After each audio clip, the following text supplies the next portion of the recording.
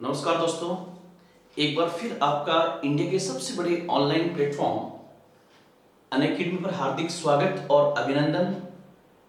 आज हम अंतर्राष्ट्रीय संबंधों की क्लास में एक बहुत ही महत्वपूर्ण टॉपिक को लेने जा रहे हैं, जिसका नाम है भारत पाकिस्तान संबंध, इंडिया पाकिस्तान रिलेशंस। ये जो मुद्दा है भारत पाकिस्तान संबंध, ये बहुत बड़ा टॉपिक है जिसका कुछ पार्ट में आज लूंगा और कुछ पार्ट में आगे वाली किसी क्लास में लूंगा, जिसमें एक मुद्दा जो है गिलगित बाल्टिस्तान का मुद्दा, एक कश्मीर इशू, इन दोनों पर मेरी करंट इश्यूज के पॉइंट से बिल्कुल सेपरेट क्लास होगी। उसको हम अलग से देखेंगे कि आपके प्री के पॉइंट से वहां पर एग्जाम में क्वेश्चन क्या बन सकते हैं। एक भारत पाकिस्तान के मुद्दे को मेंस के अंदर अलग से लेंगे। आज हमारा जो फोकस पॉइंट होगा वो फोकस पॉइंट होगा स्पेशली जो यूपीएससी प्री एग्जाम है, उस प्री एग्जाम के पॉइंट से आपके यूपीएससी में किस प्रकार से प्रश्न आ सकते हैं उसको हम स्पेशली फोकस करेंगे। तो सबसे पहले तो मैं आपको बताना चाहूंगा कि जब भारत पाकिस्तान हम पढ़ेंगे तो सबसे पहले किन किन चीजों को कवर करने का प्रयास करेंगे, जहां से आपकी यूपीएससी प्री में या आप अगर सिविल सर्विसेज का किसी स्टेट पीसीएस का एग्जाम दे रहे हैं, जैसे यूपी पीसीएस का, गुजरात पीसीएस का, बीपीएससी का, या गुजरात राजस्थान में आरएस का एग्जाम दे रहे हैं, तो वहां से कैसे क्वेश्चन बन सकते हैं वो पूरा प्रयास मैंने किया है कि वो सब चीजें आपके सामने कवर की जाए।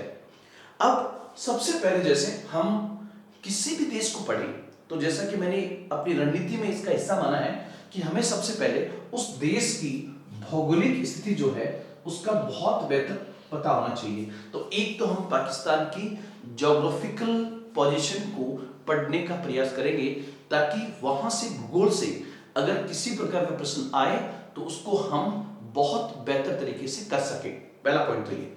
उसके बाद में पाकिस्तान का इतिहास, पाकिस्तान का इतिहास जानना बहुत जरूरी है, क्योंकि पाकिस्तान का इतिहास भारत से अलग नहीं है। भारत हजारों वर्ष पुराना देश है, हमारी हजारों वर्ष पुरानी संस्कृति रही है। पाकिस्तान को अपने आप को जानने के लिए भारत को पढ़ना पड़ेगा। हाँ, भारत को अपने आप को जानने के लिए पाकिस्तान पढ़ने की आवश्यकता नहीं है। तो हमें थोड़ा सा पाकिस्तान के इतिहास को फोकस करेंगे।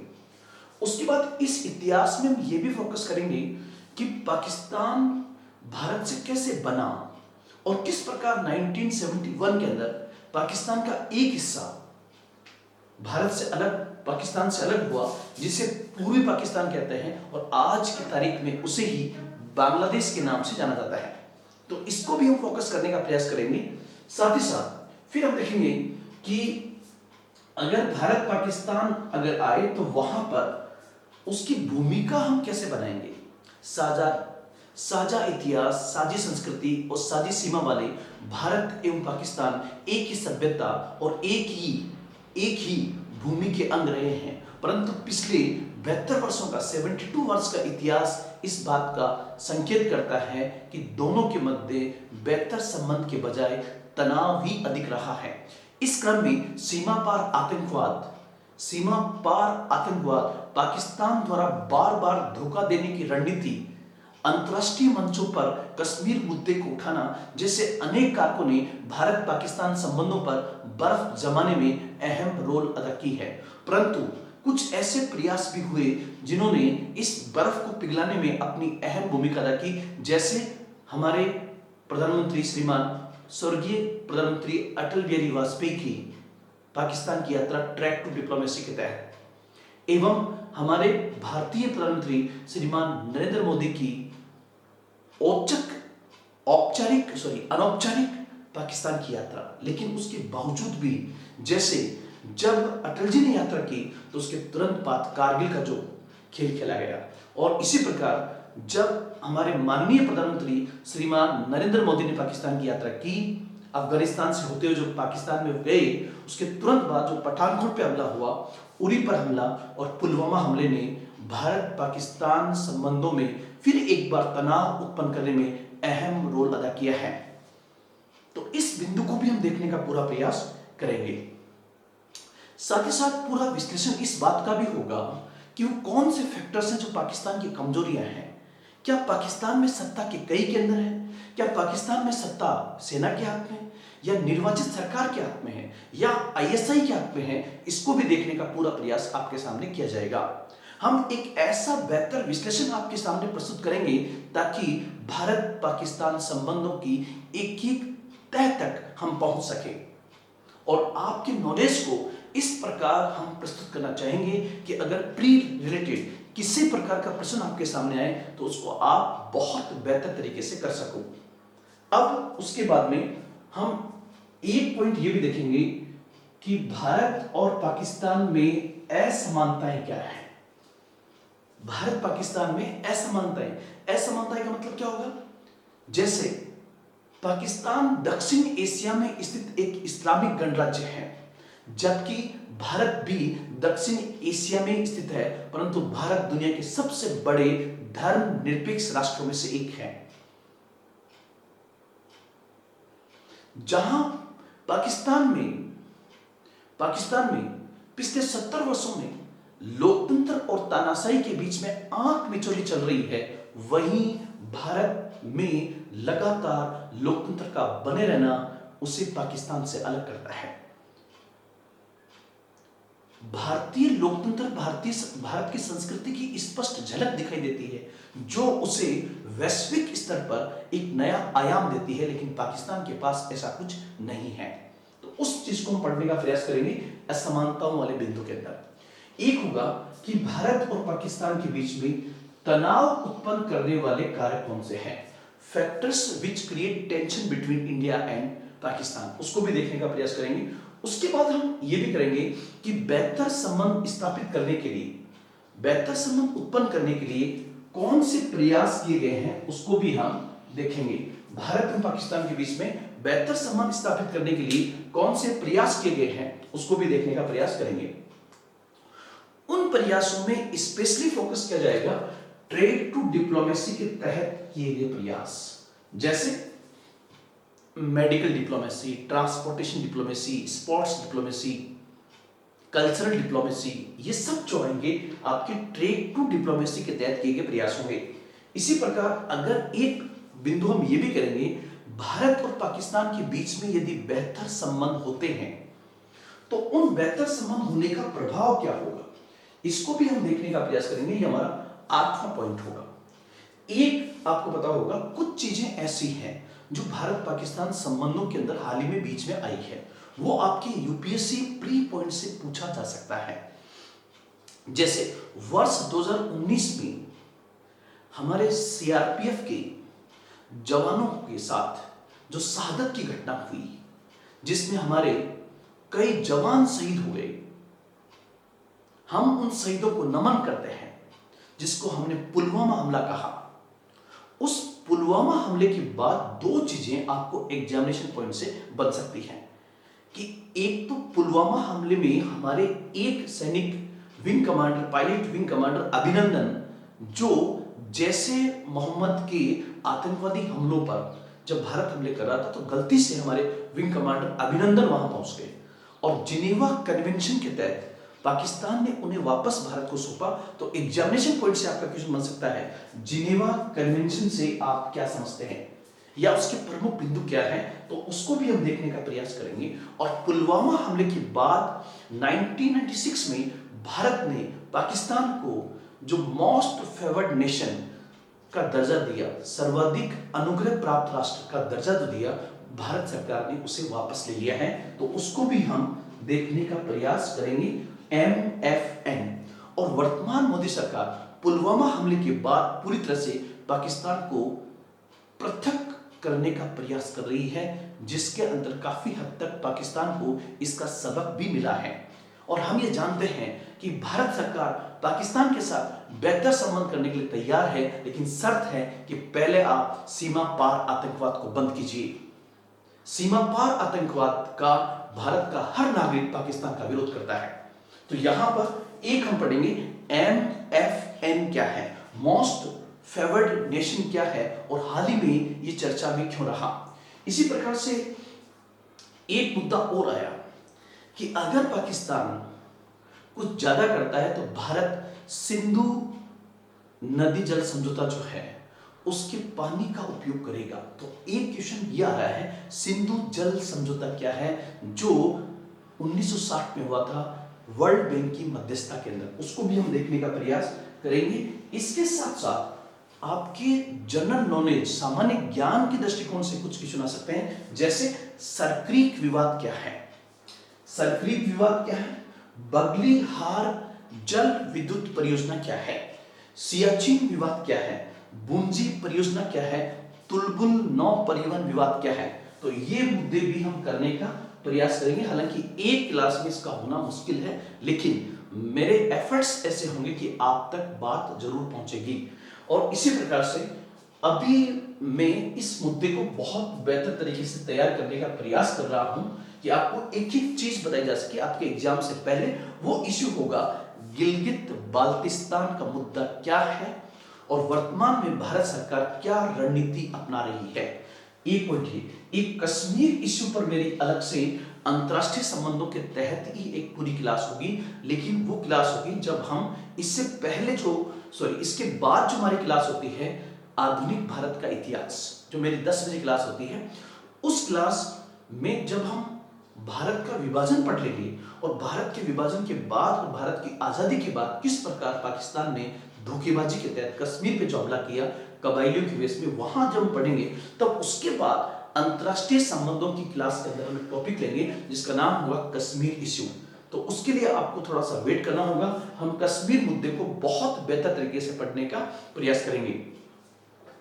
हाल ही में पाकिस्तान का एक मंदिर चर्चा में रहा, उस मंदिर का नाम है शिवालय तेजा मंदिर।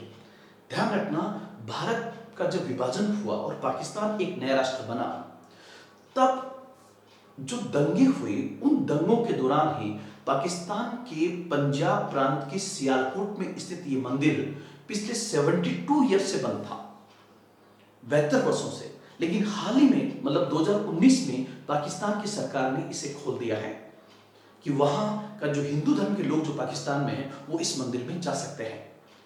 ये लगभग 1000 वर्ष पुराना मंदिर है। आपसे एग्जाम में क्वेश्चन आ सकता है कि हाल ही में चर्चा में रहा शिवालय तेजा सिंह मंदिर निम्नलिखित में से कहां पर है, या हाल ही में चर्चा में क्यों रहा, ऐसा प्रश्न आपका आ सकता है। एक आपको पता होगा करतारपुर कॉरिडोर जो ट्रैक टू डिप्लोमेसी का पार्ट है और अभी हाल ही में काफी चर्चा में रहा। हमारे देश की ओर से कई रिप्रेजेंटेटिव करतारपुर कॉरिडोर के अंदर गए, जिसमें नवजोत सिंह सिद्धू, सन्नी देओल वगैरह कई लोग वहां पर थे। ये पीपल टू पीपल कनेक्टिविटी का एक बहुत बेहतर एग्जाम्पल है, इसको मोदी सरकार ने भी एप्रिशिएट किया है। तो करतारपुर कॉरिडोर क्या है, इसको भी हम समझने का प्रयास करेंगे। जहां पर गुरु नानक का अंतिम समय बीता था करतारपुर, उस करतारपुर जो गुरुद्वारा है वहां वो भारतीय सीमा के पास में है और एक कॉरिडोर बना करके उसको भारतीय सिख समाज के श्रद्धालुओं के लिए खोला गया है, जो ट्रैक टू डिप्लोमेसी का एक बेहतर एग्जाम्पल हो सकता है। हालांकि वहां पर भी हाल ही में जो बहुसंख्यक वर्ग है उसने अल्पसंख्यक समूह पर जिस प्रकार से हमला हुआ उसने उस पर प्रश्न चिन्ह लगाया। तो इतने बिंदु हम देखने का प्रयास करेंगे ताकि इस टॉपिक को आपके सामने और बेहतर तरीके से प्रस्तुत किया जा सके।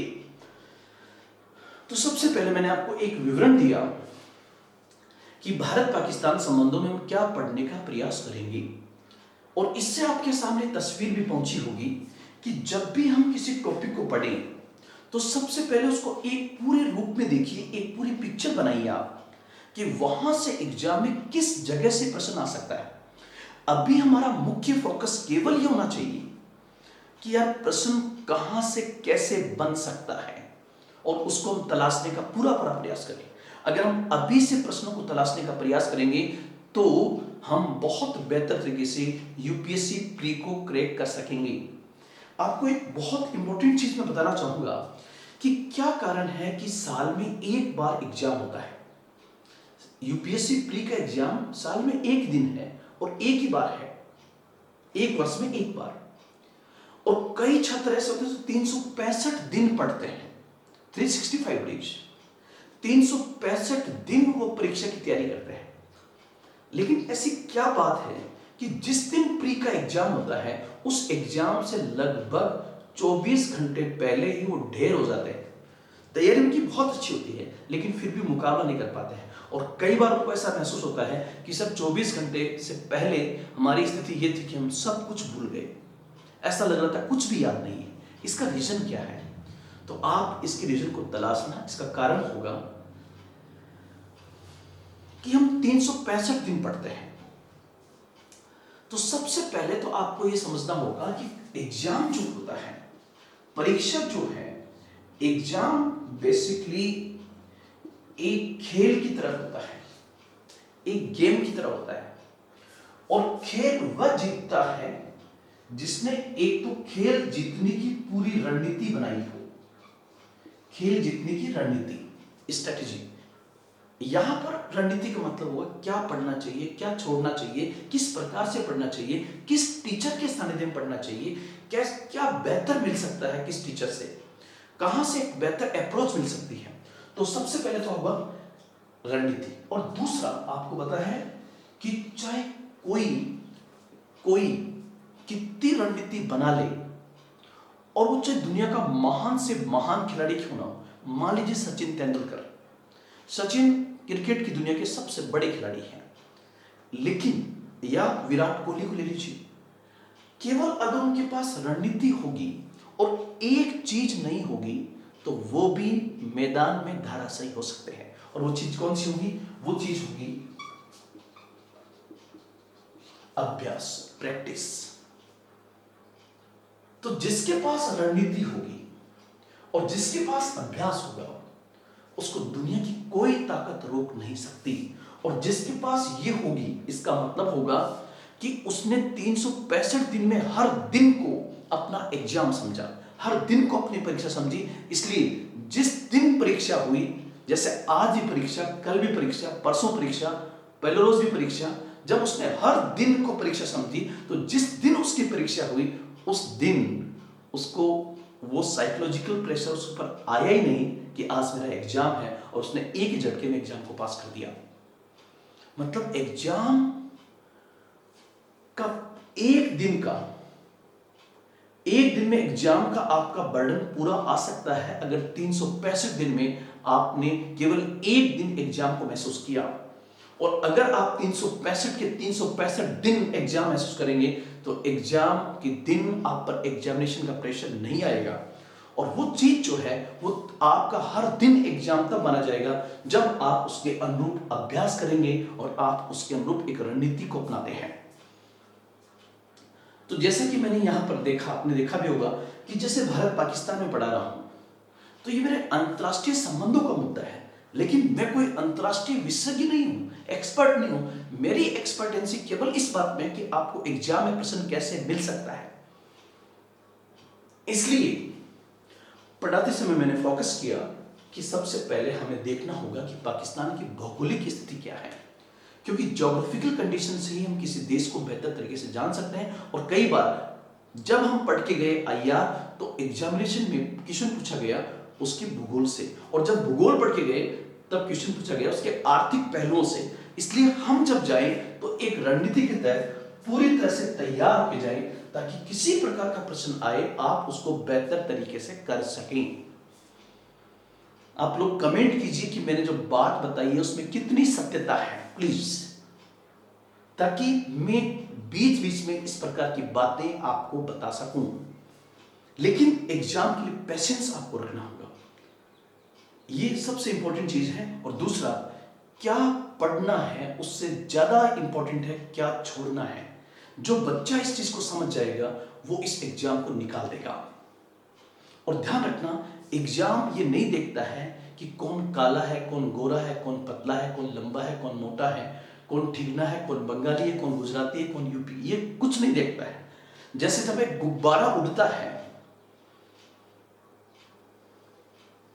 तो गुब्बारे का रंग काला हो, हरा हो, पीला हो, सफेद हो, ये गुब्बारे की ऊंचाई को तय नहीं करता, रंग उसकी ऊंचाई को तय नहीं करता है, बल्कि उस गुब्बारे में भरी हुई हवा उस गुब्बारे को ऊंचाई देने में अहम रोल अदा करती है। इसलिए आप काले हो सकते हैं, गोरे हो सकते हैं, पतले हो सकते हैं, ठिगने हो सकते हैं, लंबे हो सकते हैं, मोटे हो सकते हैं, लेकिन आपके अंदर आपकी विल पावर जो है ये तय करती है कि आप एग्जाम पास करेंगे या एग्जाम फेल करेंगे।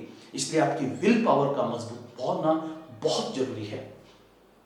और कुछ चीजें मैं बीच बीच में आपको और बताता रहूंगा। तो जैसा कि आप लोगों ने देखा कि हमारा जो टॉपिक है, उस टॉपिक में सबसे पहले हम ये देखने का प्रयास करें इन सब इश्यूज के अलावा कि सबसे पहले पाकिस्तान की भौगोलिक स्थिति को देखने का प्रयास करते हैं कि पाकिस्तान की ज्योग्राफिकल स्थिति कैसी है। तो पाकिस्तान की ज्योग्राफिकल स्थिति आप देखोगे,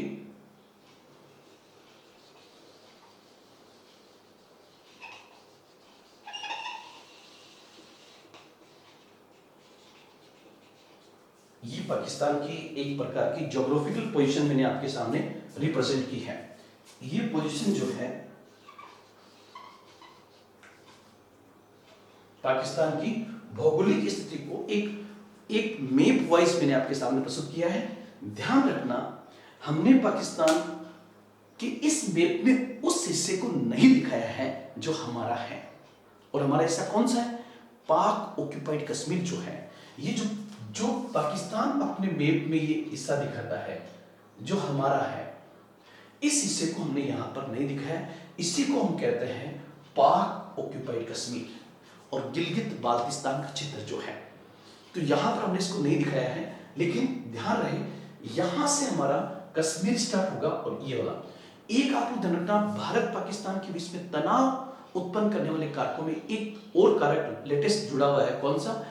चाइना पाकिस्तान इकोनॉमिक कॉरिडोर। ये कॉरिडोर इधर पाक ऑक्यूपाइड कश्मीर से चीन को जोड़ रहा है, तो इसको भी हम ध्यान रखेंगे। अगर ये पीओके ना हो तो चीन से पाकिस्तान नहीं जुड़ पाएगा, और भारत का अगला टारगेट भी पीओके, ध्यान रखना आप लोग। अब यहां पर ये देश जो है ये अफगानिस्तान है। पाकिस्तान की जो पश्चिमी सीमा है वो किसके साथ लग रही है? अफगानिस्तान के साथ। इसकी जो दक्षिण पश्चिमी सीमा है वो किस देश के साथ लग रही है? तो उत्तर होगा ईरान के साथ। उसके बाद यहां पर आप देखने का प्रयास करेंगे तो ये पूरा पार्ट जो है ये अरब सागर है, ये पूरा पार्ट अरेबियन सी है। तो मैंने अरब सागर यहां पर लिखने का प्रयास किया। और यहां पर पाकिस्तान का सबसे इंपॉर्टेंट सिटी जो है वो इसका दक्षिण में है, जिसका नाम कराची है। तो एक कराची सिटी जो है वो दक्षिण में है। अब आप लोग ध्यान रखना कि पाकिस्तान जो है जब आजाद हुआ था तो उसमें उसकी कहानी अलग सुनाऊंगा। अभी जो हाल फिलहाल की जो सिचुएशन पाकिस्तान की ये वाली है, यहां पर इसका ये जो है खैबर प्रांत है, खैबर पख्तून कहते हैं इसको, या जिसका नाम उत्तर पश्चिमी सीमा प्रांत था। यहां पर उसका जो प्रोविंस है ये पंजाब है, और यहां पर ये पार्ट आ जाएगा राजस्थान गुजरात से लगता हुआ सिंध। और ये वाला जो हिस्सा है ये बेसिकली बलूचिस्तान है, ये सब बलूचिस्तान है। और बलूचिस्तान के अंदर रहती है बलूच जनजाति। ध्यान रखना, जो पाकिस्तान का बलूचिस्तान प्रोविंस है ये पाकिस्तान का लगभग सबसे बड़ा प्रांत है, जो पाकिस्तान की 40% क्षेत्र में फैला हुआ है। और बलूचिस्तान आप जानना, आजादी से पहले ये जो बलूचिस्तान था ये 4 रियासतों से मिलकर बना हुआ था। इसलिए उसमें जो कलात रियासत थी वो आज भी और उस समय भी उसका विरोध कर रही थी। इसलिए आज भी पाकिस्तान की बलूच जनजाति पाकिस्तान सरकार का विरोध करती रही है। तो हम इसमें एक इश्यू देखने का ये भी प्रयास करेंगे कि बलूचिस्तान का मुद्दा क्या है। अब आप देखिए सबसे पहले कि जो पाकिस्तान है उस पाकिस्तान की इंपॉर्टेंट प्रोविंसेस की बात करें तो खैबर प्रोविंस, पंजाब, सिंध और बलूचिस्तान। सबसे बड़ा प्रोविंस जो है वो बलूचिस्तान है। और पाकिस्तान में अगर सबसे अधिक मिनरल्स किसी क्षेत्र में पाए जाते हैं तो वो भी बलूचिस्तान के अंदर है। अब उसके बाद हम देखें तो नेक्स्ट पॉइंट जो आपका आएगा कि पाकिस्तान की ज्योग्राफिकल स्थिति देखें तो पाकिस्तान को 2 भौतिक भागों में बांटा जा सकता है, 2 फिजिकल पार्ट्स में बांटा सकता है। एक तो इसका पर्वतीय भाग, माउंटेनियस रीजन। तो पाकिस्तान का जो ये क्षेत्र है, पाकिस्तान का ये जो क्षेत्र है ये पूरा पर्वतीय क्षेत्र है। और यहां पर जो पर्वतीय क्षेत्र है उसमें एक माउंटेन रेंज तो ये है, एक यहां पर ये है और एक ये है। ये तीन पाकिस्तान की इंपॉर्टेंट माउंटेन रेंज है, ये तीन इंपॉर्टेंट माउंटेन। और यहां पर ये जो हिस्सा आप देख रहे हो ये बेसिकली बलूचिस्तान का पठार है, ये हिस्सा जो है बलूचिस्तान का पठार है। तो सबसे पहले अगर आप पाकिस्तान को देखोगे तो सबसे पहले यहां पर ये जो रेंज है इसको हम कहते हैं हिंदुकुश पर्वत। हिंदुकुश पर्वत ये जो है हिंदुकुश पर्वत है, हिंदुकुश, और ये सुलेमान है, हिंदुकुश, सुलेमान और किरथर। तो आपसे पूछे पाकिस्तान की तीन महत्वपूर्ण पर्वत श्रेणियों का उत्तर से दक्षिण का क्रम क्या है, तो उत्तर होगा हिंदुकुश, सुलेमान और किरथर रेंज। उसके बाद पाकिस्तान का सबसे बड़ा पठारी क्षेत्र कौन सा है, तो उत्तर होगा आपका बलूचिस्तान का पठार, प्लेट्यू ऑफ बलूचिस्तान। अब फिर हम आगे आए तो ये जो पार्ट आप देख रहे हो, ये जो पार्ट आप देख रहे हो, ये वाला पार्ट, ये पाकिस्तान का मैदानी भाग है, ये पूरा पाकिस्तान का मैदानी भाग है। तो मैंने जैसा कि आपको कहा कि पाकिस्तान को दो भागों में डिवाइड किया जा सकता है मुख्यतः, जिसमें एक उसका भौतिक भाग जो है ये पार्ट पर्वतीय पार्ट है, इसका जो पश्चिमी भाग है वो पर्वतीय है और पूर्वी भाग जो है वो मैदानी भाग है। अब यहां ध्यान रहे कि पाकिस्तान का जो पूर्वी भाग है, जो मैदानी भाग है, उसे बनाने में सबसे इंपॉर्टेंट भूमिका जो है वो है सिंधु और उसकी सहायक नदियों की। और पाकिस्तान की सबसे महत्वपूर्ण नदी जो है वो बेसिकली सिंधु है। और सिंधु के मुहाने पर ही कौन सा शहर बसा हुआ है, तो सिंधु के मुहाने पर बसा हुआ है कौन सा, कराची सिटी। ये एग्जाम में क्वेश्चन पूछा गया है। और एक बार यूपीएससी में ये क्वेश्चन पूछा गया कि पाकिस्तान की आरंभिक राजधानी कौन सी थी, ये क्वेश्चन पूछा गया है, पाकिस्तान की आरंभिक राजधानी कौन सी थी, तो उत्तर होगा आपका कराची सिटी। पाकिस्तान की आरंभिक राजधानी जो है वो कराची शहर था। तो ये आप देखिए, सबसे पहले अगर आपसे पूछे कि पाकिस्तान की सबसे महत्वपूर्ण नदी का नाम क्या है, तो नदी का नाम जो होगा वो सिंधु होगा। इसलिए जाहिर सी बात है कि सिंधु नदी जो है वो चीन से निकलकर भारत होते हुए पाकिस्तान में आती है। इसलिए भारत पाकिस्तान जब बने 1947 में, तो आजादी के बाद के दो इश्यू सबसे महत्वपूर्ण थे, एक तो कश्मीर और दूसरा सिंधु और उसकी सहायक नदियों के पानी को लेकर चल रहा विवाद। और चूंकि पुलवामा हमले के बाद ये मुद्दा वापस उठा है, इसलिए आपसे एग्जाम में प्रश्न पूछा जा सकता है। और वो एग्जाम में कैसे आएगा, जैसे सिंधु, उसके बाद यहां पर ये झेलम, सिंधु झेलम, और ये आ गई चेनाब, सिंधु झेलम, ये एस, ये झेलम, ये चेनाब। उसके बाद रावी, रावी मिलती है चेनाब में जाके, तो ये हो गई रावी। उसके बाद ये मान लीजिए सतलुज, सतलुज मिलती है चेनाब के अंदर जाकर, तो ये हो गई सतलुज। और सतलुज में आके मिलती है रावी, सॉरी सतलुज में आके मिलती है व्यास, तो ये हो गई व्यास। तो आप देखिए सिंधु और उसकी जो सहायक नदियां हैं वो कौन कौन सी है, सिंधु, झेलम, चेनाब, रावी, सतलुज और व्यास। ये 6 नदियां हैं, जिसमें सबसे महत्वपूर्ण और मुख्य नदी कौन सी है, वो होगी सिंधु नदी। सिंधु नदी, सिंधु और उसकी सहायक नदियों का पानी फाइनली कहां पर जाएगा, तो अरब सागर में जाएगा। और ये भी ध्यान रखना कि सिंधु और उसकी सहायक नदियों का सबसे अधिक फायदा किसने उठाया, तो पाकिस्तान ने। क्यों, क्योंकि भारत में तो ये जिस क्षेत्र से गुजरती है वो पर्वतीय भाग ज्यादा है, जैसे सिंधु, झेलम और चेनाब का। हाँ, तो आप यहां पे देखोगे कि पाकिस्तान के 2 पार्ट है, एक उसका पर्वतीय पार्ट और एक उसका मैदानी पार्ट, मैदानी भाग।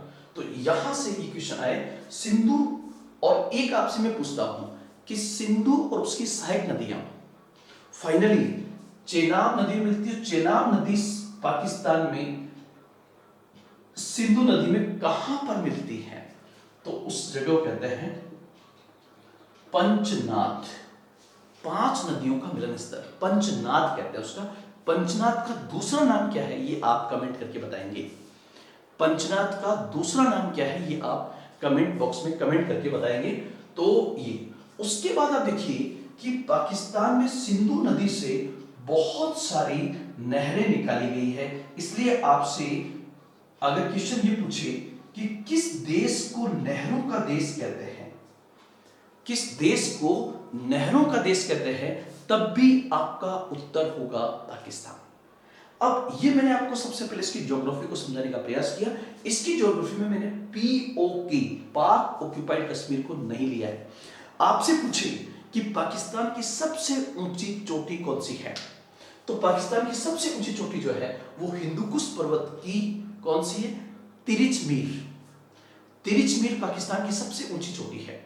लेकिन पाकिस्तान हमारे पीओके में स्थित जो पाक ऑक्यूपाइड कश्मीर वो हमारा है, उसमें स्थित जो K2 है उसको सबसे ऊंची मानता है आपने, लेकिन K2 उसकी है नहीं, क्योंकि पाक अधिकृत कश्मीर भले ही आज की तारीख में पाकिस्तान के पास में हो, लेकिन कल नहीं तो परसों हमारे पास में होगा। तो ये भी बिंदु हमें ध्यान में रखना होगा। यहां से क्वेश्चन भी आ सकता है। एक क्वेश्चन यहां पर पहले आप देखोगे, जब 1947 के पहले ये पाकिस्तान हमारा ही हिस्सा था। जब हमारा हिस्सा था तो आपसे एग्जाम में क्वेश्चन ये पूछ सकता है कि प्राचीन मध्यकाल में भारत में अधिकांश हमले किन दर्रों से हुए।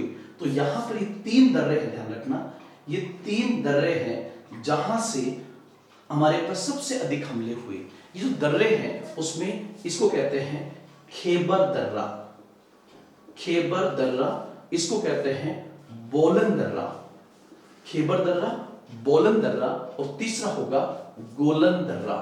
तो आप सबसे पहले देखोगे कि पाकिस्तान में स्थित दर्रों का उत्तर से दक्षिण का सही क्रम क्या होगा, तो खैबर, बोलन और गोलन दर्रा। ये बिंदु यहां पर आप स्पष्ट रूप से ध्यान में रखोगे। इसके अलावा ज्योग्राफी के पॉइंट से आपकी और अगर क्वेश्चन कोई बन सकता है तो बन सकता है स्वात घाटी किस देश का प्रमुख क्षेत्र है, स्वात घाटी। तो उत्तर होगा आपका पाकिस्तान के उत्तर पश्चिम में स्थित हिस्सा है, उसको स्वात घाटी कहते हैं, उसे पाकिस्तान का स्वर्ग भी कहा जाता है। एक आपसे पूछिए कि सेंधा नमक, सेंधा नमक दुनिया में सबसे अधिक कहां पाया जाता है, तो उत्तर होगा पाकिस्तान। एक आपसे ये पूछिए कि पाकिस्तान का प्रसिद्ध मरुस्थलीय क्षेत्र कौन सा है, तो जेकोबाबाद, जेकोबाबाद जो है प्रसिद्ध मरुस्थल क्षेत्र है और गर्म क्षेत्र है। एक आपसे पूछे कि सुई और मियाल, जो पाकिस्तान के 2 प्रसिद्ध क्षेत्र है, सुई एवं मियाल, ये पाकिस्तान के किस लिए फेमस है, सुई और मियाल, तो ये पाकिस्तान के प्राकृतिक गैस के क्षेत्र हैं, प्राकृतिक गैस के भंडार यहां पर हैं। उसके बाद आपसे पूछे कि हाल ही में एक एग्जाम में पूछा गया था कि क्वेटा किस लिए प्रसिद्ध है, क्वेटा, तो उत्तर होगा क्वेटा के लिए, ये पाकिस्तान का प्रसिद्ध कोयला क्षेत्र है, क्वेटा जो है प्रसिद्ध कोयला क्षेत्र है। फिर आपसे पूछे काहुटा क्या है, एक शब्द ये भी आए काहुटा, काहुटा क्या है, तो काहुटा बेसिकली पाकिस्तान का परमाणु ऊर्जा केंद्र है, पाकिस्तान का एटॉमिक एनर्जी सेंटर है। एक आपसे पूछे कि खुशाब एवं चश्मा क्या है, खुशाब एवं चश्मा क्या है, तो इसका उत्तर क्या होगा, ये पाकिस्तान में निर्माणाधीन चीन द्वारा 2 प्रस्तावित परमाणु ऊर्जा केंद्र है, तो ये भी ध्यान रखना। और इसके अलावा एक पॉइंट मैंने बोल दिया था पहले, पाकिस्तान के किस बंदरगाह का निर्माण चीन कर रहा है, ये हमने बहुत बार कर लिया है, तो वो होगा अरब सागर के मोहने पर स्थित ग्वादर बंदरगाह, ग्वादर पोर्ट, और यहीं से निकल रहा है ये आपका कॉरिडोर, जिसको हम कहेंगे चाइना पाकिस्तान इकोनॉमिक कॉरिडोर, जो कराकोरम हाईवे से चीन जा रहा है, और भारत ने इसका जमकर विरोध किया है। तो चूंकि पाकिस्तान हमारा पड़ोसी देश है, पाकिस्तान और भारत के बीच में रिश्ते तनावपूर्ण हैं, लेकिन यूपीएससी परीक्षा के पॉइंट से हमारे स्टूडेंट्स को कम से कम हमारे उस देश के बारे में जानकारी पूरी होनी चाहिए, उसके एक एक बिंदु की जानकारी होनी चाहिए, ताकि हम जो हमारे राष्ट्र के लिए खतरा है उसका सामना करने के लिए हमें उसकी जानकारी होना बहुत जरूरी है। तो ये बिंदु मैंने आपको बताया, और ध्यान रखना एग्जामिनेशन सेंटर में जब पाकिस्तान चर्चा में रहा है तब एग्जाम में प्रश्न वहां से पूछे गए हैं, तो इस बिंदु को आप यहां से ध्यान में रखना। उसके बाद हम आगे बढ़े, नेक्स्ट पॉइंट हम लें, तो नेक्स्ट जो बिंदु होगा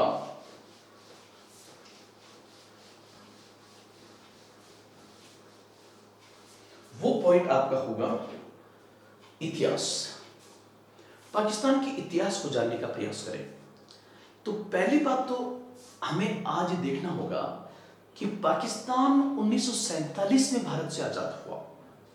इसलिए पाकिस्तान जब जब अपने अतीत की ओर झंकेगा तब तब पाकिस्तान को भारत को पढ़ना पड़ेगा। मतलब पाकिस्तान जब जब अपने अतीत की ओर झंकेगा तब तब उसे भारत को पढ़ना पड़ेगा, क्योंकि पाकिस्तान भारत से है, भारत पाकिस्तान से नहीं है। और यही सबसे इंपॉर्टेंट पॉइंट भी है कि पाकिस्तान हमारे से है, हम पाकिस्तान से नहीं है। और ये बिंदु हमें और पाकिस्तान को अलग अलग करता है, हमारे नेचर को अलग करता है। अब देखिए इतिहास की बात करें तो सबसे पहले मैं कहूं भारत की स्वतंत्रता, भारत की आजादी जो है, भारत की आजादी जो है ये 15 अगस्त 1947 को हुई। तो हम 15 अगस्त मतलब 12 बजे की नाइट का इंतजार करेंगे। तो 14 अगस्त की नाइट जो होगी और उसमें जैसे ही 12:01 होगा तो 15 अगस्त हो जाएगी। और भारत और पाकिस्तान के बीच में जो टाइमिंग है उसमें 1 घंटे का अंतर है, आधे घंटे का अंतर है। इसलिए पाकिस्तान अपनी, आप देखोगे जो आपकी ग्लोबल टाइम स्केल है उसके हिसाब से पाकिस्तान में आधे घंटे का अंतर है। तो पाकिस्तान की आज़ादी होगी 14 अगस्त को और भारत होगा 15 अगस्त को। लेकिन आप मान के चलना जो आधिकारिक डेट है वो 15 अगस्त है। पाकिस्तान अपना स्वतंत्रता दिवस जो है 14 अगस्त को मनाता है। यहाँ पर 15 अगस्त 1947 को और 15 अगस्त 1947 को जो भारत का विभाजन हुआ, भारत का विभाजन हुआ। अब भारत का जो विभाजन हुआ, भारत का जो पार्टीशन हुआ, वो पार्टीशन मोहम्मद अली जिन्ना के द्विराष्ट्र के सिद्धांत के आधार पर नहीं हुआ था। अर्थात जिन्ना ने कहा अपने द्विराष्ट्र के सिद्धांत के आधार पर, क्या कहा था कि हिंदू और मुसलमान दो अलग अलग संप्रदाय ही नहीं बल्कि दो अलग अलग राष्ट्र हैं और दो राष्ट्र एक साथ नहीं रह सकते। अगर भारत का विभाजन मोहम्मद अली जिन्ना के द्विराष्ट्र के सिद्धांत के अनुसार होता तो भारत पूरी तरह से हिंदू राष्ट्र होता और पाकिस्तान पूरी तरह से मुस्लिम राष्ट्र होता। लेकिन हमारे बुजुर्गों ने, हमारे नेताओं ने, हमारे स्वतंत्रता सेनानियों ने और हमारे संविधान विशेषज्ञों ने इस बात को स्वीकार नहीं किया और कहा कि भारत एक धर्मनिरपेक्ष राष्ट्र होगा। जब भारत एक धर्मनिरपेक्ष राष्ट्र होगा तो आज की बात ध्यान रखना, आपसे पूछे कि भारत का विभाजन किस आधार पर हुआ तो कई लोग ये बोल देते हैं द्विराष्ट्र के सिद्धांत के आधार पर, या कई बार लोग ये भी बोल देते हैं कि धर्म के आधार पर। ध्यान रखना, भारत का विभाजन धर्म के आधार पर नहीं हुआ। यदि धर्म के आधार पर होता तो भारत पूरी तरह से हिंदू राष्ट्र होता और पाकिस्तान पूरी तरह से मुस्लिम राष्ट्र होता। इसलिए उत्तर क्या होगा? उत्तर होगा भारत का विभाजन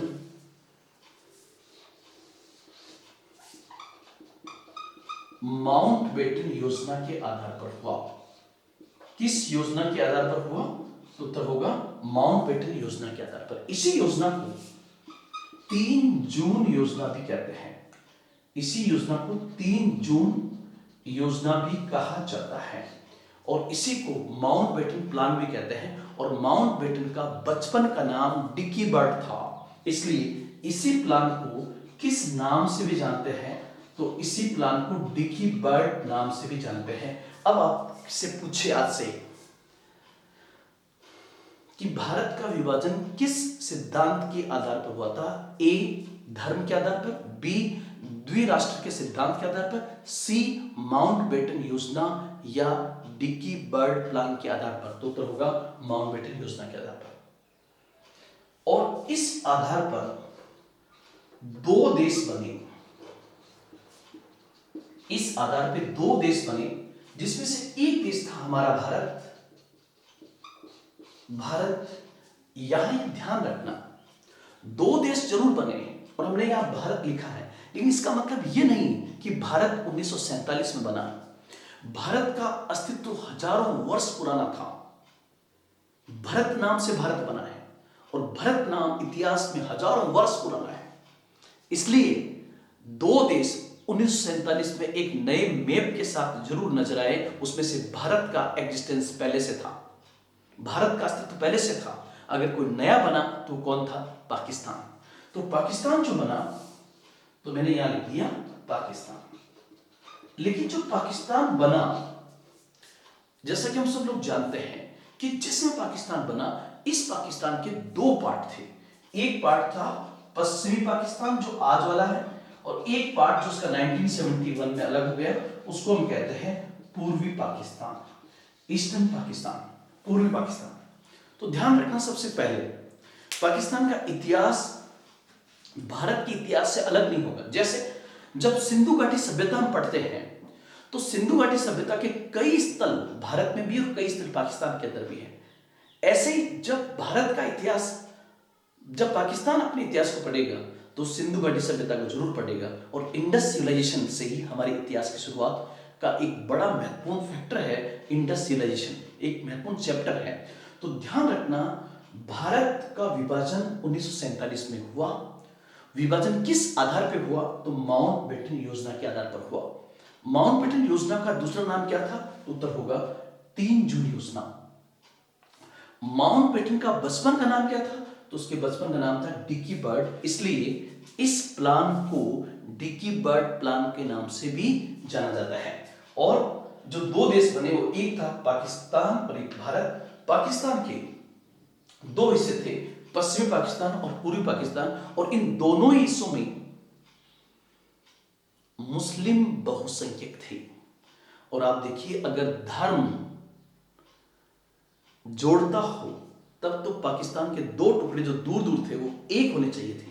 लेकिन ध्यान रखना, धर्म का उपयोग जब राजनीति में होगा तो सांप्रदायिकता बढ़ेगी, और धर्म के आधार पर आप लंबे समय तक नहीं जोड़ सकते। जोड़ने वाला फैक्टर संस्कृति है, कल्चर है। इसलिए जब बंगाली संस्कृति की अवहेलना हुई और पंजाबी संस्कृति को वरीयता दी गई, तो इसी पाकिस्तान के दो टुकड़े हुए, एक बन गया पाकिस्तान और एक बन गया फिर बांग्लादेश, क्योंकि बंगाली कल्चर अलग है। तो ये मैंने आपको थोड़ा सा ब्रीफ किया कि पाकिस्तान किस सिद्धांत के आधार पर या किस योजना के आधार पर बना था, ये मैंने आपको बताने का प्रयास किया।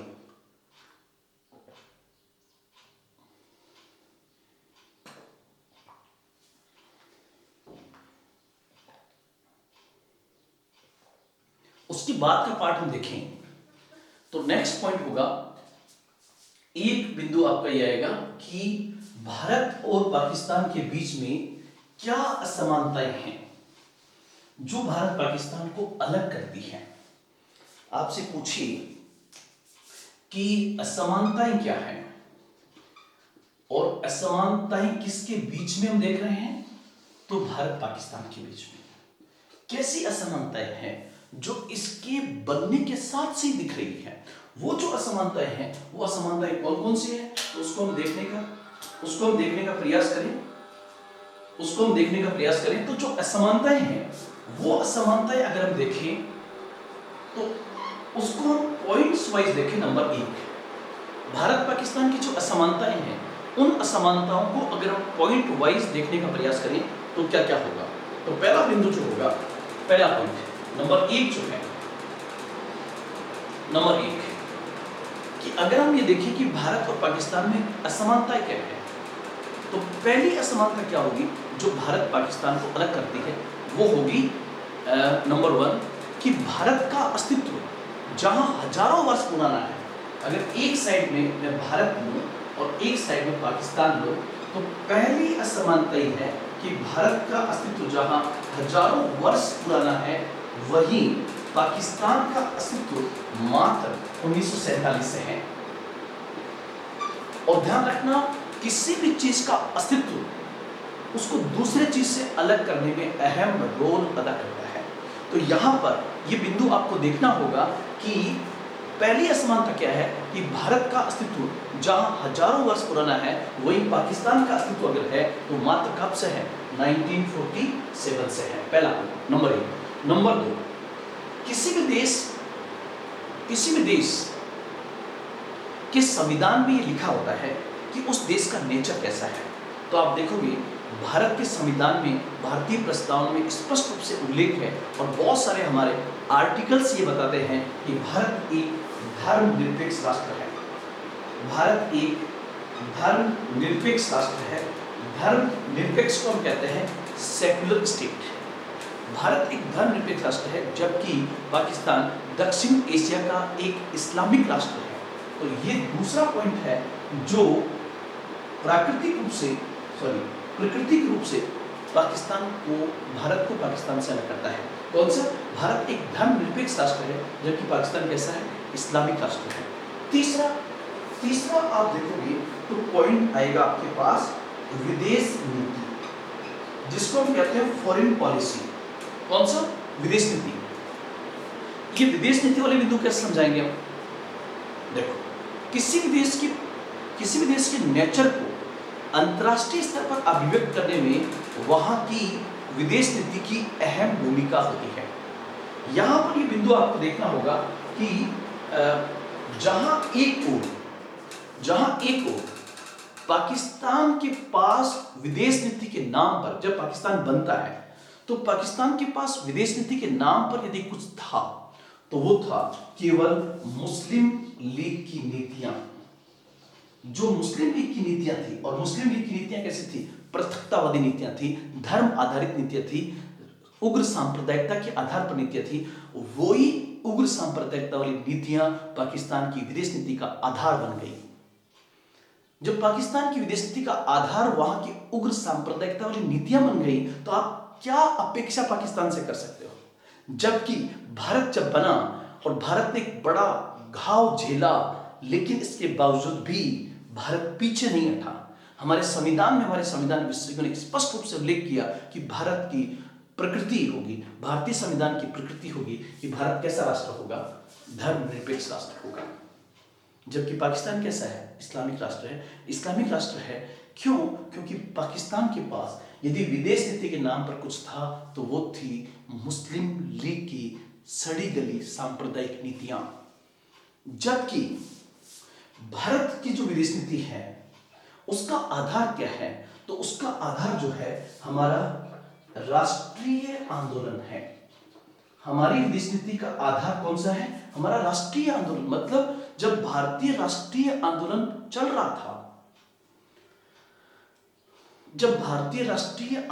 रहा था, तो उसी राष्ट्रीय आंदोलन के दौरान ही हमारी विदेश नीति तैयार हो गई थी।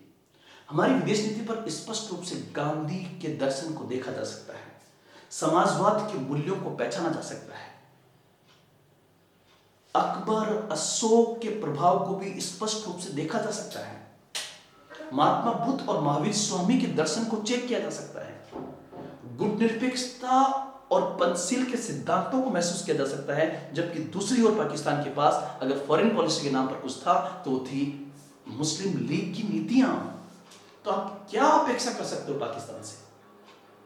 और फिर उसके बाद हम देखें तो चौथा पॉइंट आपका होगा, फोर्थ बिंदु जो है, जो हमें पाकिस्तान से अलग करता है या पाकिस्तान को हमसे अलग करता है, वो क्या है? हमारा संविधान की सुंदरता देखिए, हमारी सरकार का चित्रण देखिए, हमारी संसद की बहुमुखी प्रतिभा देखिए, हमारे सेना की जांबाजी देखिए कि आज हर जो हमारा निकाय है वो संविधान के हिसाब से काम कर रहा है। अर्थात जहां एक ओर भारत में पिछले 70 वर्षों से लगातार लोकतंत्र है, भारत में पिछले 70 वर्षों से लगातार लोकतंत्र है, वहीं दूसरी ओर देखोगे तो पिछले 70 वर्षों से पाकिस्तान के अंदर लोकतंत्र बनाम वर्सेस तानाशाही शासन के बीच में आंख मिचौली चल रही है। ये चीज भारत को पाकिस्तान से अलग करती है। क्या? कि भारत में पिछले 70 वर्षों से लगातार डेमोक्रेसी है, जबकि पिछले 70 वर्षों के पाकिस्तान के इतिहास को हम चेक करेंगे तो पाकिस्तान में आज भी 70 वर्षों के बाद भी वहां लोकतंत्र और सैन्य तानाशाही के बीच में आंख मिचौली चल रही है। और ये आंख मिचौली ऐसी है कि वहां की निर्वाचित सरकार को कब उखाड़ कर फेंक दिया जाए, एक पल भर का भरोसा नहीं है। अभी बीच में अफवाहें उठी थी कि इमरान खान की सरकार को, जो तहरीक इंसाफ पार्टी की सरकार है, उसको उखाड़ा जा सकता है, और उस लंबा मूवमेंट भी चला था। क्योंकि पाकिस्तान में सत्ता के कई केंद्र हैं। तो जो चौथा पॉइंट है वो बहुत इंपॉर्टेंट है, क्या कि जहां एक और भारत में पिछले 70 वर्षों से लगातार लोकतंत्र चल रहा है, वहीं पिछले 70 वर्षों में पाकिस्तान के अंदर आज भी लोकतंत्र एवं सैन्य तानाशाही के बीच में आंख मिचौली चल रही है। और जो सैन्य शासक आए, तानाशाही शासक आए, वो सत्ता में केवल इस आधार पर रहे कि भारत के विरोधी गतिविधियां चलाकर वो सत्ता में बने रहे। जैसे जनरल अयूब खान, याया खान,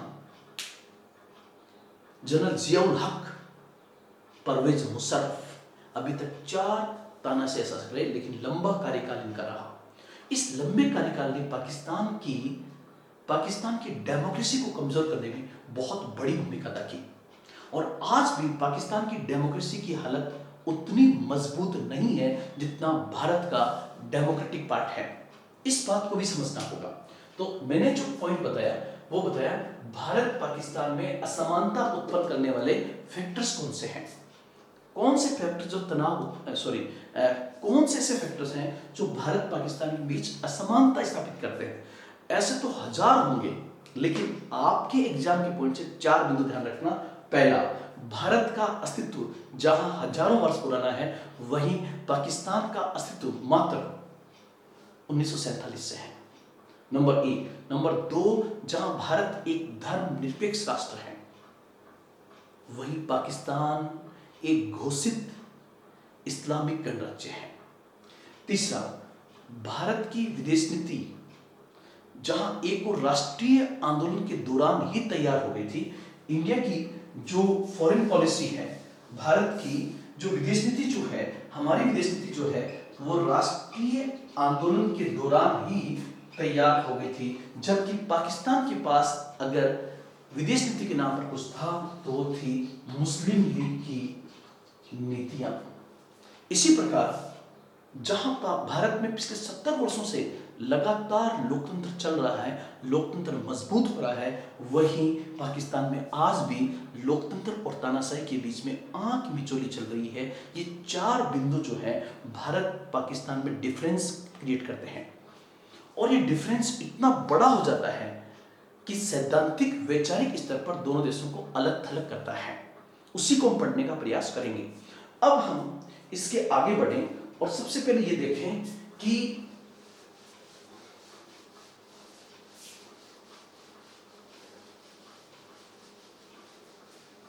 हम ये देखने का प्रयास करें कि भारत और पाकिस्तान का जब भी एग्जामिनेशन पॉइंट से क्वेश्चन आए तो उस समय हमें इसकी भूमिका कैसे स्टार्ट करनी है, कि हम किस प्रकार से बताएं इसकी भूमिका। कहते हैं इंग्लिश मीडियम में जो लोग देख रहे हैं कि सबसे पहले आप जो रोल लिखते हो किसी प्रश्न का, सबसे पहला पार्ट, उसमें आप क्या लिखोगे, तो उसमें आपको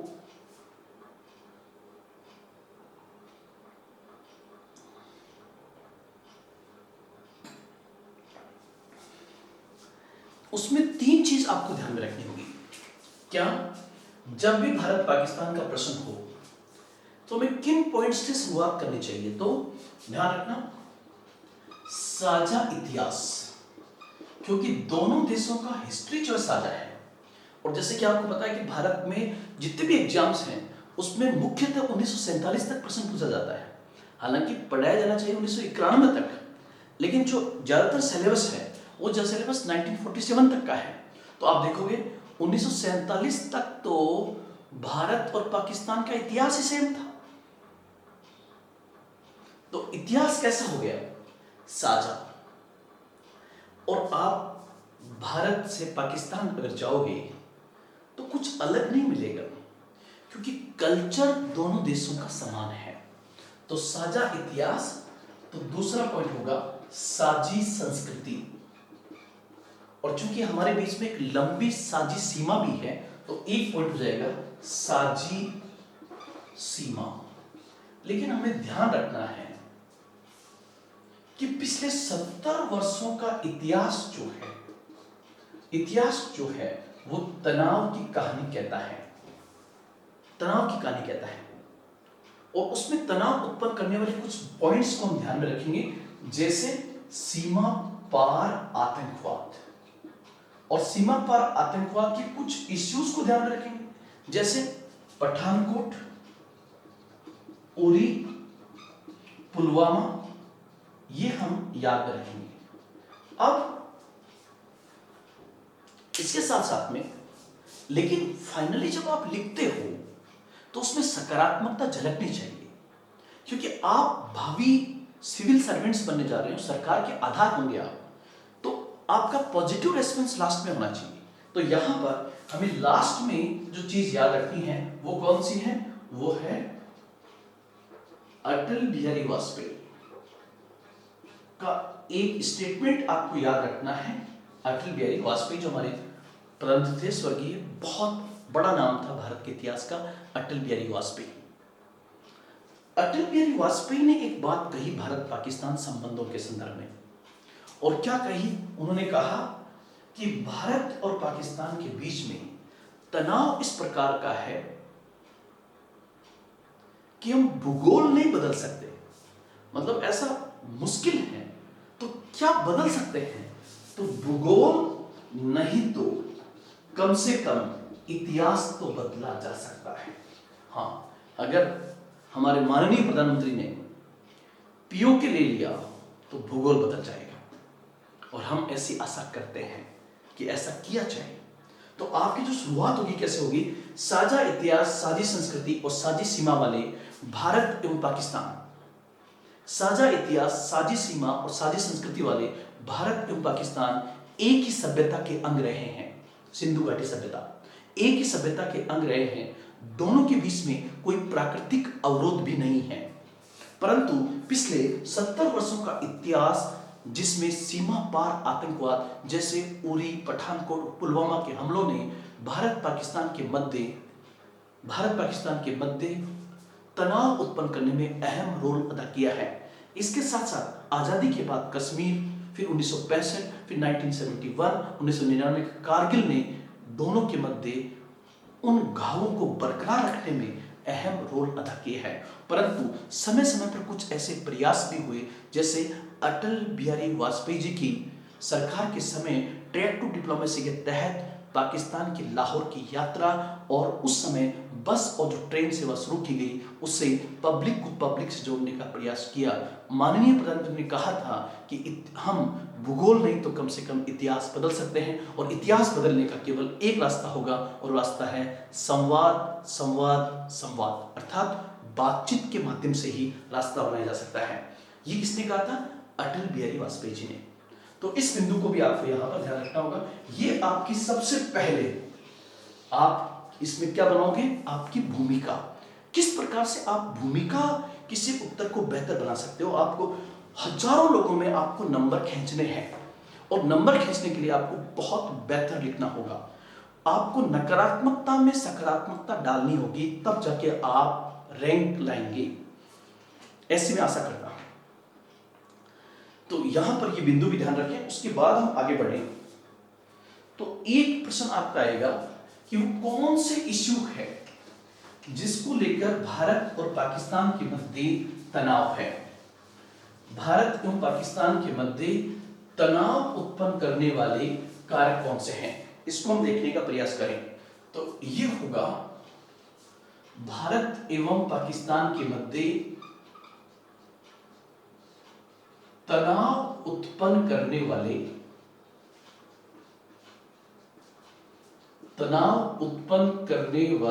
कारक, इसको हम इंग्लिश में कहते हैं factors which create tension between India and Pakistan. Factors which create tension between India and Pakistan.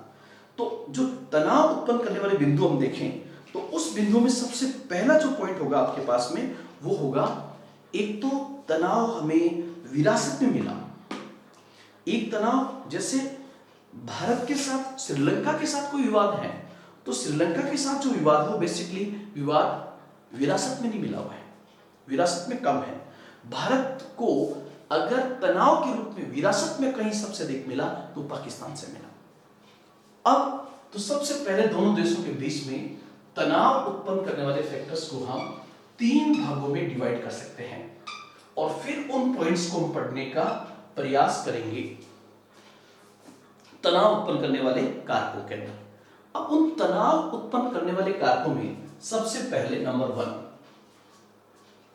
पहला हम लिखेंगे विरासत में मिला तनाव।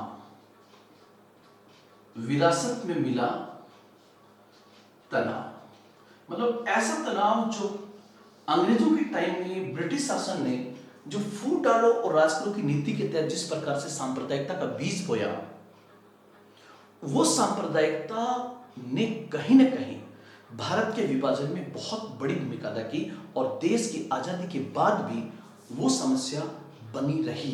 तो पहला हमें एक तो कौन सी समस्या हमें विरासत में मिली तो वो होगी सांप्रदायिकता।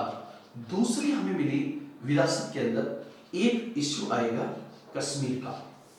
कश्मीर इश्यू भी अगर राजा हरि सिंह गलती नहीं करते तो शायद मुद्दा कुछ अलग होता, लेकिन हम इसको यहां पर नहीं रखेंगे कश्मीर इश्यू को जो 1947 के बाद में आया हुआ है। और तीसरा बिंदु जो है इसको कश्मीर को हम यहां पर अलग से भी दिखाने का प्रयास करेंगे। तीसरा जो है नदी जल विवाद।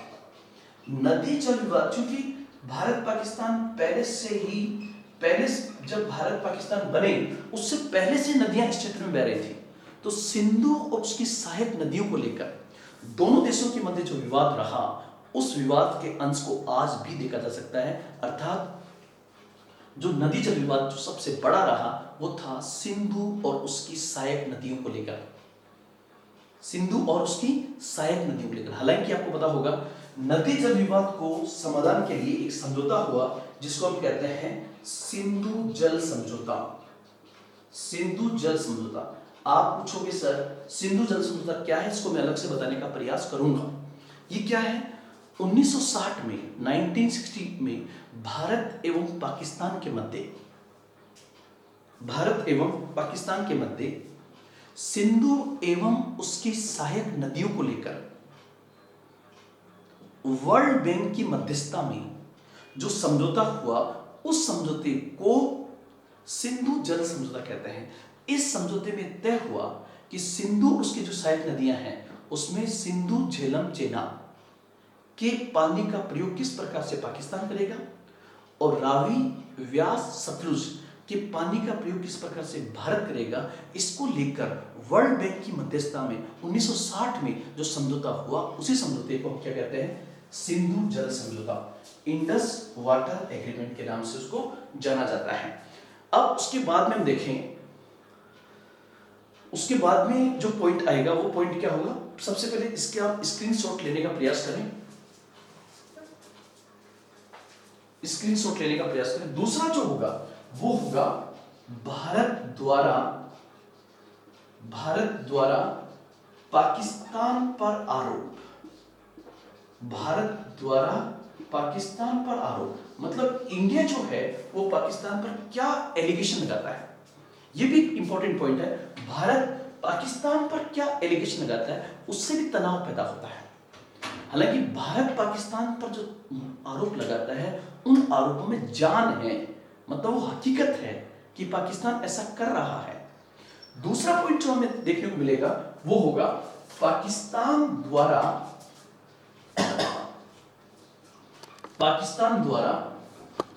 भारत पर आरोप, ये भी एक पॉइंट हमें देखना होगा। पहला इश्यू इसमें होगा भारत द्वारा पाकिस्तान पे आरोप और फिर आएगा पाकिस्तान द्वारा भारत पर आरोप। ये दोनों पॉइंट्स आपको समझाने का प्रयास करेंगे।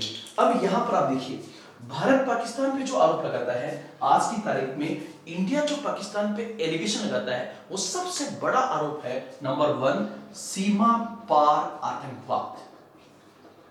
सीमा पार आतंकवाद का जो एलिगेशन है ये भारत द्वारा पाकिस्तान पे लगाया गया सबसे बड़ा आरोप है। और यह आरोप क्या है कि किस प्रकार पाकिस्तान अपने सीमावर्ती क्षेत्रों के अंदर आतंकवादी संगठनों को संरक्षण प्रदान करके भारत में आतंकवादी घटनाओं को जो अंजाम दे रहा है, जिसका एग्जाम्पल है उरी, पठानकोट, पुलवामा और भारतीय संसद पे हमला, बॉम्बे पे अटैक, ये सब के सब सीमा पार आतंकवाद के एग्जाम्पल है। किस प्रकार हिजबुल मुजाहिदीन, लश्कर तैयबा आदि आतंकवादी संगठनों का प्रयोग करके पाकिस्तान किस प्रकार भारत में अस्थिरता के प्रयास कर रहा है, इससे भारत सरकार पाकिस्तान के इस रुख पर बेहद नाराज है, कठोर है। इसलिए वर्तमान सरकार ने तय किया है कि पाकिस्तान को अलग थलग किया जाएगा ताकि सीमा पार आतंकवाद पर वो सबक ले सके। तो एक मुद्दा जो सबसे ज्यादा भारत और पाकिस्तान के बीच में वर्तमान में अगर तनाव पैदा करता है तो मुद्दा है क्रॉस बॉर्डर टेररिज्म, सीमा पार आतंकवाद। इसी प्रकार से दूसरा मुद्दा जो होगा, सेकंड पॉइंट, भारत से भागे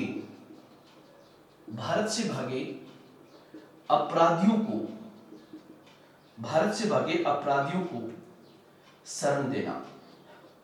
भारत से भागे अपराधियों को शरण देना मतलब पाकिस्तान ऐसे कई अपराधियों को, और अपराधी भी कैसे, अंतरराष्ट्रीय स्तर के अपराधी जैसे दाऊद इब्राहिम। पाकिस्तान सरकार द्वारा दाऊद इब्राहिम को संरक्षण देना, भारत सरकार कई बार इसकी मांग इंटरपोल के माध्यम से भी कर चुका है। और इसी प्रकार से तीसरा जो होगा वो होगा आईएसआई की गतिविधियां। यहां पर आईएसआई का मतलब पाकिस्तान की खुफिया एजेंसी से है, इंटर सर्विस इंटेलिजेंस। कि इंटर सर्विस इंटेलिजेंस किस प्रकार से भारत में राजनीतिक अस्थिरता के जो प्रयास कर रही है उसमें आएगा आईएसआई की गतिविधियां। इसी प्रकार एक आप देखोगे चौथा जो है भारत के कई भूभागों पर सीमावर्ती क्षेत्रों में गलत दावे करना। उसमें आज की तारीख में जैसे पाक ऑक्युपाइड कश्मीर के अंदर जो सीपीसी चल रहा है, China Pakistan economic corridor, CPEC का मुद्दा भी भारत पाकिस्तान के अंदर बेहद तनाव उत्पन्न किए हुए हैं। कौन सा? चाइना पाकिस्तान इकोनॉमिक कॉरिडोर, जो चीन का ओबोर प्रोजेक्ट का हिस्सा है, वन बेल्ट वन रोड का हिस्सा है, भारत सरकार ने उसका भी जबरदस्त विरोध किया है। साथ ही साथ आपको पता होगा कि जाली मुद्रा जो है वो भी पाकिस्तान से भारत में आती है और इससे भारत की इकोनॉमी को अस्थिर करने के प्रयास किए जाते हैं। तो एक ये होगा। उसके बाद में आप कुछ पॉइंट्स जो है ये देख सकते हो, जैसे भारत में राजनीतिक अस्थिरता के प्रयास। तो ये एलिगेशंस कौन लगा रहा है? भारत द्वारा पाकिस्तान पे आरोप। अब पाकिस्तान भारत पे क्या लगाता है उसको भी हम देखें। पाकिस्तान भारत पर कुछ ऐसे लगाता है जिसमें ज्यादा जान नहीं है, लेकिन हमें उनको पढ़ना पड़ेगा। वो विवाद क्या है? जैसे सियाचिन मुद्दा। Number 2 Sir Creek issue. दूसरा कौन सा आएगा? सरक्रीक का मुद्दा, सरक्रीक इश्यू। तीसरा बगलीहार जल विद्युत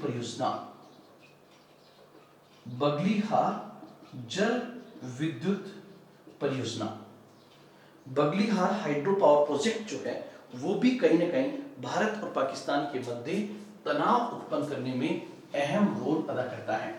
तो ये एलिगेशन किसकी तरफ से है? पाकिस्तान की तरफ से है।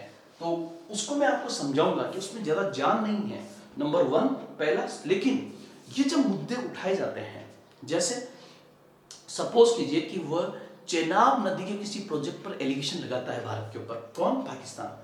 तो अगर वो हमारा हाइड्रो पावर प्रोजेक्ट है और उसमें हमें हजारों करोड़ रुपए चाहिए लोन के रूप में, तो वर्ल्ड बैंक और आईएमएफ उस स्थिति में फिर लोन नहीं मिल पाता है, न एशियन डेवलपमेंट बैंक लोन देता है, क्योंकि वो उसको विवादित क्षेत्र मान लेते हैं। तो वो कैसे मानते हैं उसको मैं समझाने का प्रयास करूंगा। उसके बाद में आप देखोगे सियाचिन, सरक्रीक, बगलीहार, एक आप ध्यान रखना किशन गंगा जल विद्युत परियोजना को भी ध्यान रखना। इसके अलावा बगलियार मैंने लिख दिया है, सरकरी तुलबुल नौ परिवहन परियोजना, एक आप और ध्यान रखना, तुलबुल नौ परिवहन परियोजना, तुलबुल नौ परिवहन जो प्रोजेक्ट है उसको भी आप यहां पर ध्यान में रखोगे। एक पाकिस्तान भारत पर एक बहुत गलत एलिगेशन लगाता है, वो क्या लगाता है कि पाकिस्तान के एक प्रांत के अंदर बहुत ज्यादा राजनीतिक अस्थिरता है। उस प्रांत का नाम है बलूचिस्तान, और पाकिस्तान का ये कहना है कि बलूचिस्तान में राजनीतिक अस्थिरता के प्रयास भारत सरकार कर रही है, और वो ये आरोप किस पर लगाता है, भारत की एजेंसी रॉ पर लगाता है। जैसे भारत लगाता है ISI, इंटर सर्विस इंटेलिजेंस पर, तो बदले में पाकिस्तान बिना सबूतों के हमारी रॉ पर एलिगेशन लगाता है। रिसर्च एंड एनालिसिस विंग जो भारत के बाहरी खुफिया एजेंसी खुफिया मामलों को देखती है, रॉ, उस पर एलिगेशन कौन लगाता है, पाकिस्तान। तो ये कुछ मुद्दे हैं। तो सबसे पहले मैंने ये कहा, बताने से पहले हमने डिवाइड किया है कि पहली बात तो सबसे पहले कुछ इश्यू तो मिले हमें तनाव उत्पन्न करने वाले विरासत के अंदर, फिर भारत द्वारा पाकिस्तान पे आरोप, फिर पाकिस्तान द्वारा भारत पर आरोप, उसमें फिर हम एक एक पॉइंट को समझने का प्रयास करेंगे। जैसे सियाचिन क्या है, सरक्रीक क्या है, बगलिहार क्या है, किशनगंगा क्या है, तुलबुल नौ परिवहन प्रोजेक्ट क्या है, या बलूचिस्तान क्या है। तो आप जैसे मैं इसमें बलूचिस्तान को थोड़ा सा बताऊं यहां पर कि बलूचिस्तान का इशू क्या है, तो उसको बताने से पहले एक बार आप स्क्रीनशॉट ले लीजिए इसका।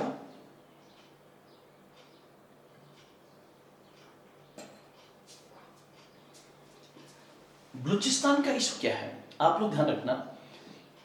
बलूचिस्तान पाकिस्तान का सबसे बड़ा प्रांत है, लेकिन जब भारत आजाद हुआ अंग्रेजों से और भारत का विभाजन हुआ, क्योंकि भारत का विभाजन और भारत की आजादी एक साथ हुई है, तो उस समय माउंटबेटन योजनाओं में ये प्लान था, माउंटबेटन योजना के अंदर ये बिंदु था कि देशी रियासतों को यह तय करना है कि वो भारत के किस भाग के साथ जाना चाहते हैं।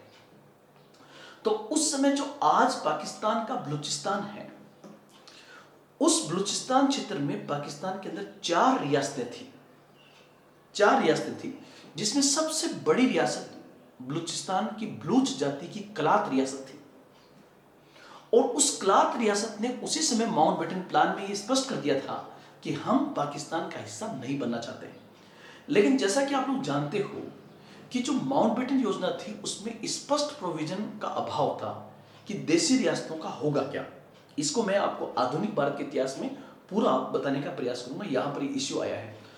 तो देशी रियासतों के पास दो ही विकल्प थे, या तो भारत में या फिर पाकिस्तान के अंदर। अब बलूचिस्तान की भौगोलिक स्थिति इस प्रकार से थी कि वह चाहता था कि पाकिस्तान का हिस्सा न बने, वो भारत का हिस्सा बने। लेकिन भारत और बलूचिस्तान के बीच में सिंध प्रोविंस था पाकिस्तान का, जिसने अपने आप को पाकिस्तान को डेडिकेट कर दिया था। तो जो बलूचिस्तान की कलात रियासत थी उसने ये स्वीकार नहीं किया कि वो पाकिस्तान के साथ मिलना चाहती। यहां तक कि उस समय यह भी अफवाहें थी कि बलूचिस्तान की कलात रियासत ने ईरान और अफगानिस्तान से बातचीत की है। लेकिन बाद में क्या हुआ कि इतनी बात सुनी नहीं गई और अंग्रेजों ने भी कोई सुनवाई बेहतर नहीं की। तो फाइनली बलूचिस्तान की उन चार रियासतों जिसमें कलात भी शामिल थी उसका विलय पाकिस्तान में कर दिया गया। पाकिस्तान में कर तो गया, लेकिन बलूचों ने कभी भी पाकिस्तान को स्वीकार नहीं किया। और बलूचिस्तान में बलूच जनजाति और उसके नेता आज भी वहां पर अलगाववादी आंदोलन चलाए हुए हैं। वहां पर आज भी अलगाववादी आंदोलन चल रहा है, और ऐसा माना जाता है कि इस अलगाववादी आंदोलन, ऐसा माना जाता है, कौन कहता है, पाकिस्तान, जिसमें सच्चाई नहीं है, सच्चाई का अंश बहुत कम है। पाकिस्तान का कहना है कि बलूचिस्तान में जो पॉलिटिकल अनस्टेबिलिटी है उसमें भारत का हाथ है।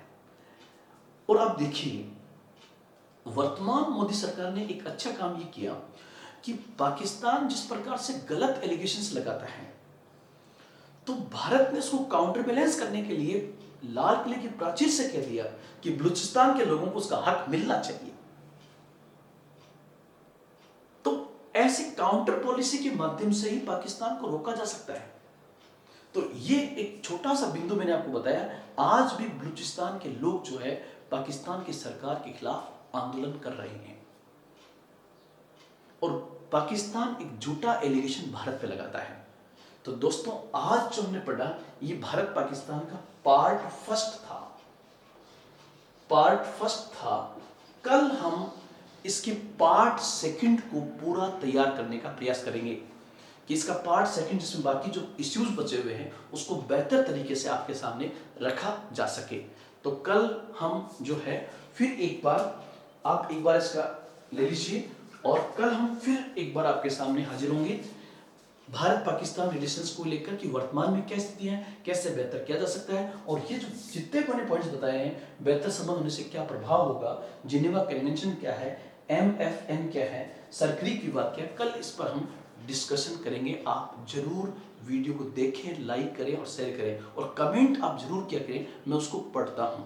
तो कल फिर मिलेंगे। जय हिंद, जय भारत।